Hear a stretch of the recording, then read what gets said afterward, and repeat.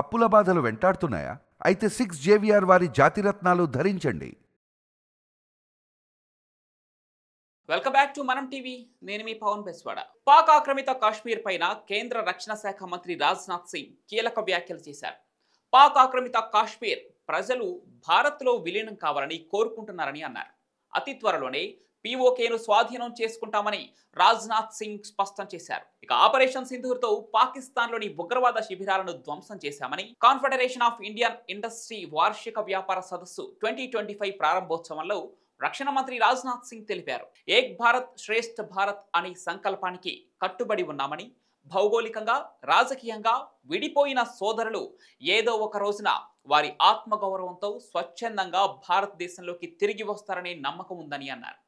నేడు మన దేశం కేవలం యుద్ధ విమానాలు, క్షిపణి వ్యవస్థలను తయారు చేయడం మాత్రమే కాదు, న్యూ ఏజ్ వార్ఫేర్ టెక్నాలజీ కూడా సిద్ధమవుతుందంటూ తెలిపారు ఆయన.